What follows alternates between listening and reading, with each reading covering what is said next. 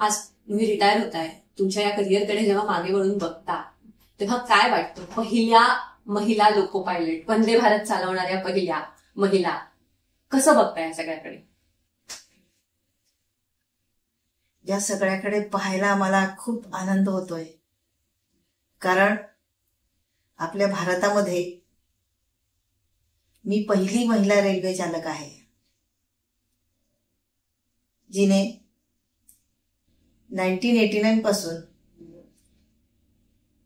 2025 पर्यंत हा प्रवास 36 वर्ष आणि 7 महिन्यांचा पूर्ण केलेला आहे.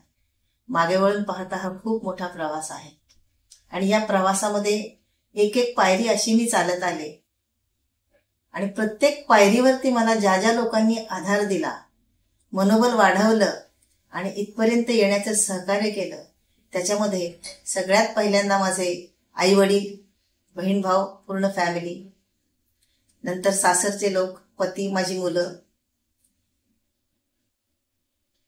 नंतर रेल्वेमध्ये आल्यानंतर सहकारी, शिक्षक, सिनियर्स, ज्युनियर्स सोबत जे होते त्या सगळ्यांनी माझं मनोबल वाढवलं. प्रत्येक वेळेस माझा आत्मविश्वास मला देत राहिले आणि सगळ्यात महत्वाचं म्हणजे भारतीय रेल्वे ज्यांनी मला सहाय्यक चालक या पदासाठी नियुक्त केलं आणि शेवटपर्यंत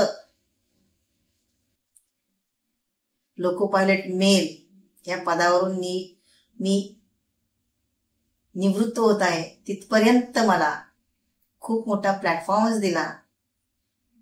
त्याचा खूप उपयोग झाला आणि भारतासाठी मी काही करू शकले. तरी परत एकदा मी भारतीय रेल्वेची ऋणी आहे आणि धन्यवाद देते. जय हिंद, जय महाराष्ट्र.